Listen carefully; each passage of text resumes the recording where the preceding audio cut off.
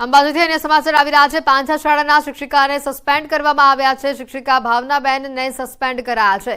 ચાલુ નોકરીમાં અમેરિકા રહેતા હોવાથી કાર્યવાહી કરવામાં આવી। અમેરિકા રહેતા હોવાની તેઓ વિવાદમાં આવ્યા હોવાની માહિતી છે। ચાલુ નોકરીમાં તેઓ અમેરિકા જતા રહ્યા હોવાની ફરિયાદ સામે આવી હતી।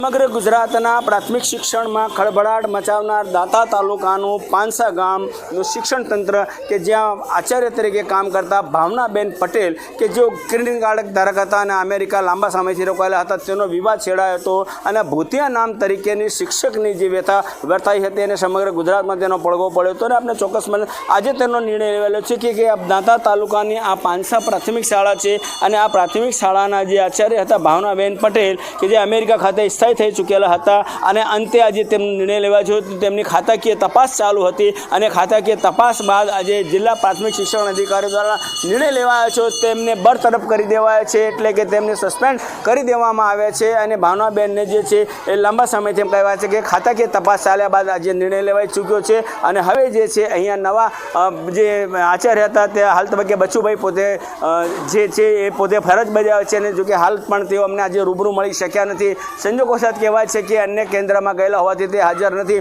પણ ચોક્કસપણે કહી શકાય છે કે જે ગુજરાતમાં પ્રાથમિક શિક્ષણ જગતમાં ભારે ખળભળાટ મચાવે તો ભાવનાબેન પટેલે તેમને આજે સસ્પેન્ડ એટલે કે બરતરફ કરી દેવામાં આવે છે। મહેન્દ્ર અગ્રવાલ, ન્યૂઝ ગુજરાતી, અંબાજી। પંચમહાલથી સમાચાર છે। ગૌ તસ્કરો બેફામ બની રહ્યા છે। કારમાં ગૌ તસ્કરીની ઘટના સામે આવી છે। હાલોલના સટા ગામલી ફળિયાની આ ઘટના છે। સ્થાનિકોએ હોબાળો કરતા તસ્કરોએ પથ્થરમારો કર્યો। સમગ્ર ઘટના સીસીટીવીમાં કેદ થવા પામી છે। પંચમહાલથી આ સમાચાર આવી રહ્યા છે। સ્થાનિકોએ હોબાળો કરતા તસ્કરોએ પથ્થરમારો કર્યો હતો। આ દ્રશ્યો પણ તેના સામે આવ્યા છે। સમગ્ર ઘટના સીસીટીવીમાં કેદ થઈ હતી। સીસીટીવીના આધારે તપાસ કરવામાં આવી રહી છે। વધુ માહિતી મેળવીશું। રાજેશ ફોનલાઈન પર સંવાદદાતા જોડાઈ ચૂક્યા છે। રાજેશ, વધુ માહિતી શું? ચોક્કસ પંચમહાલ જિલ્લાની વાત કરવામાં આવે તો આ સપ્તાહમાં બીજો બનાવ છે ગૌ તસ્કરીનો અને જે ગૌ તસ્કરો છે તે જાણે પોલીસને ખુલ્લો પડકાર ફેંકી રહ્યા એ પ્રકારે નંબર પ્લેટ વિનાના વાહનો લઈ અને મળક કે ગૌ તસ્કરી કરતા હોય છે। શહેરી વિસ્તારના અનેક વિસ્તારોમાં જઈ અને આ ગૌ તસ્કરીની ઘટનાઓ સામે આવી રહી છે, જેના સીસીટીવી ફૂટેજ પણ હાલ સામે આવી રહ્યા છે। હાલોલના સટા કાંબલી ફળિયામાં જે ઘટના બની હતી દરમિયાન મળક કે ગૌ તસ્કરી કરવાનો પ્રયાસ કરતા સ્થાનિકોએ ચોર કરી ગૌ તસ્કરી થતી અટકાવવાનો પ્રયાસ કર્યો હતો। દરમિયાન ગૌ તસ્કરો દ્વારા જે સ્થાનિકો હતા તેઓને ગેલેરીમાં ઉભા હતા તેઓને પથ્થરમારો કરી અને ભાગી જવાનો પ્રયાસ કર્યો હતો। જો કે સ્થાનિકોએ બુમરાન ચાલુ રાખી હતી, તેમ છતાં ગૌ તસ્કરો બિંદાસપણે પોતાના જે વાહન લઈને આવ્યા હતા તેમાં ગાયને ભરી અને ચોરી કરી બિંદાસ રીતે ફરાર થઈ ગયા હતા। હેતુ ચોક્કસ પંચમહાલ જિલ્લામાં છેલ્લા કેટલાક દિવસોથી આ પ્રકારની જે ઘટનાઓ સામે આવી રહી છે, જેથી ગૌ તસ્કરો સામે પોલીસ દ્વારા સખત કાર્યવાહી કરવામાં આવે અને જે વાહનો છે તેઓને પકડી અને તેઓને સામે કાર્યવાહી કરવામાં આવે એ પ્રકારની હાલ સમાજમાં માગણી ઉઠી છે। જી બિલકુલ, આભાર માહિતી બદલ।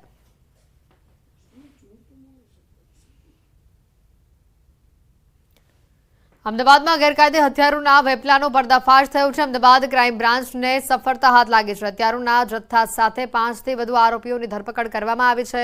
9 પિસ્તોલ, શોટગન અને 35 કારતૂસ ઝડપાયા છે। સતત 3 દિવસના ઓપરેશનમાં ક્રાઇમ બ્રાન્ચે પર્દાફાશ કર્યો। છેલ્લા 5 દિવસમાં કુલ 17 જેટલા હથિયારોને જપ્ત કરવામાં આવ્યા છે। અમદાવાદથી આ ઘટના હથિયારોના કારોબારનો મોટો પર્દાફાશ થયો। કુલ 17થી વધુ હથિયારો જપ્ત કરવામાં આવ્યા હોવાની માહિતી આવી છે સામે। અમદાવાદ ક્રાઇમ બ્રાન્ચને આ ઘટનામાં મોટી સફળતા હાથ લાગી છે। 9 પિસ્તોલ, શોટગન અને 35 જેટલા કારતૂસ પકડાયા હોવાની માહિતી છે। 5થી વધુ આરોપીઓની ધરપકડ કરાઈ ચૂકી છે। વડોદરા માટે સૌથી મોટા રાહતના સમાચાર છે। વિશ્વામિત્રીના જળસ્તરમાં ઘટાડો થયો છે। વિશ્વામિત્રીની સપાટી 24.84 ફૂટ ઉપર હવે પહોંચી છે। સપાટીમાં ઘટાડો થતાં તંત્રએ રાહતનો શ્વાસ લીધો। વિશ્વામિત્રીના જળસ્તરમાં ઘટાડો થયો છે। જે વહેલી સવારે જે સમાચાર આવ્યા હતા કે વિશ્વામિત્રીની સપાટી 25 ફૂટની આસપાસ છે, ત્યારે હવે તેમાં આંશિક ઘટાડો જોવા મળી રહ્યો છે। વધુ માહિતી મેળવીશું। હાર્દિક સંવાદદાતા જોડાઈ ચૂક્યા છે ફોનલાઈન ઉપર। હાર્દિક, જે રીતનો નજીવો ઘટાડો થયો છે, પરંતુ આ નજીવો ઘટાડો પણ વડોદરાવાસીઓ માટે ઘણી જ બધી રાહત આપી જાય છે।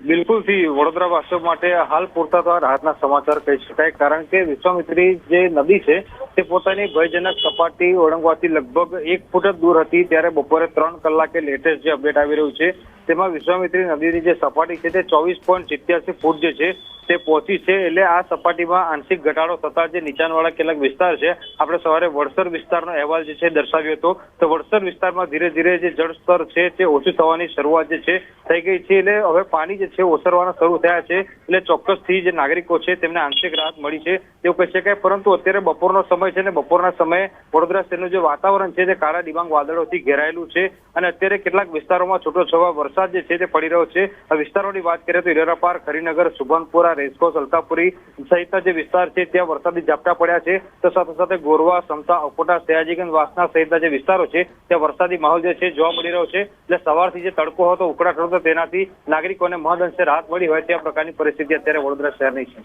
બિલકુલ, હાર્દિક આભાર માહિતી બદલ. વડોદરામાં એક તરફ વિશ્વામિત્રી નદીની સપાટી વધતા પૂરનું સંકટ હતું, તો બીજી તરફ વરસાદી પાણી ભરાતા નુકસાનીના પણ હવે દ્રશ્યો સામે આવી રહ્યા છે. વરસાદી કાંસમાં રિક્ષા ખાબકી, સદનસીબે કોઈપણ પ્રકારની જાનહાનિ થઈ નથી. સીએનજી રિક્ષા રોડ ઉપર વાળવા જતા આ ઘટના બની. રિક્ષાને વરસાદી કાંસમાંથી બહાર કાઢવા માટેની કામગીરી હાથ ધરાઈ.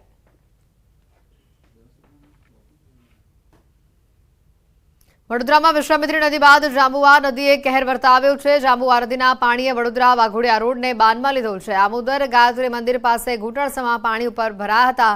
6 લેન રોડ ઉપર પાણી ભરાતા વાહન ચાલકોને હાલાકી થઈ. સતત 3 કલાકથી ભારે ટ્રાફિક જામના દ્રશ્યો સર્જાયા હતા. એક તરફના ટ્રેક ઉપર જોખમ સાથે વાહન ચાલકો પાણીમાંથી પસાર થઈ રહ્યા છે. ઉપરવાસમાં પડેલા વરસાદના પગલે જાંબુઆ નદીના કોતરો છલકાઈ રહ્યા છે. રોડ ઉપરાંત ખેતરો અને સોસાયટીઓમાં પણ પાણી ભરાયા છે.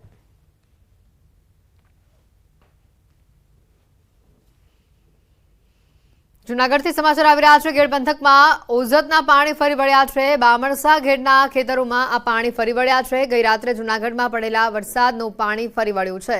ઓઝત નદીનો પાળો તૂટેલો હોવાથી ખેતરોમાં જળબંબાકારની સ્થિતિ છે. સિઝનમાં 6ઠ્ઠી વખત ખેડૂતો પર આફત આવી પડી છે.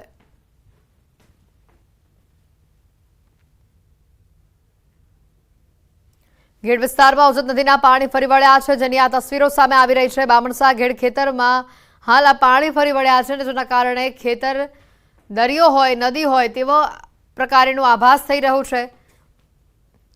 ગેડ વિસ્તારમાં ઓઝત નદીના પાણી ફરી વળતા ખેડૂતોને પારાવાર નુકસાની વેઠવાનો વારો આવ્યો છે. તમે જોઈ શકાય છે ઘૂંટણ ઉપરથી આ પાણી વહી રહ્યું છે, એટલે કે કેટલું પાણી આ વિસ્તારમાં ભરાયેલું હશે. સિઝનમાં એકાલ દોકલ નહીં, 6ઠ્ઠી વાર ખેડૂતોને આ પ્રકારની આફત સહન કરવાનો વારો આવ્યો છે.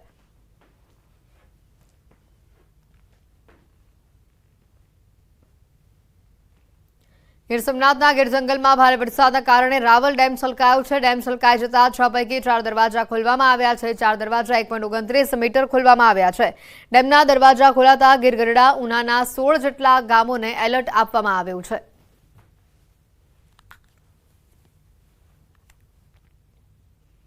ખેલૈયાઓ માટે અહીંયા સૌથી મોટા સમાચાર છે. નવરાત્રીમાં વરસાદ અંગે હવામાન નિષ્ણાંત અને હવામાન વિભાગે મોટી આગાહી આપી છે. અંબાલાલે કહ્યું છે કે આજથી રાજ્યના કેટલાક વિસ્તારોમાં તડકો નીકળશે, જ્યારે હવામાન વિભાગે કહ્યું છે કે નવરાત્રી દરમિયાન નહિવત વરસાદ રહેશે.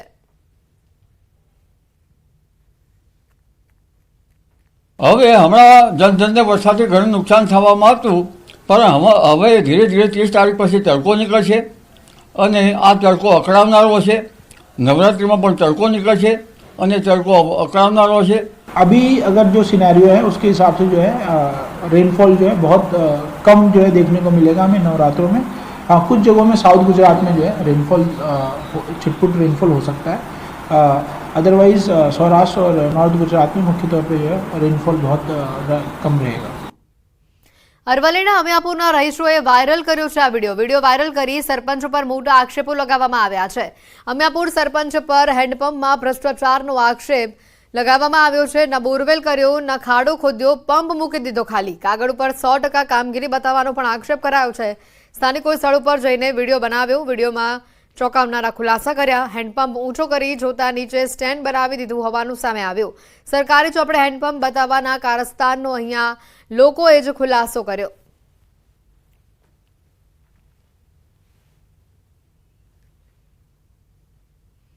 જૂનાગઢ શહેરના જોશીપરા અંડરબ્રિજમાં વરસાદી પાણી ભરાવાની સમસ્યાથી શહેરીજનો પરેશાન છે.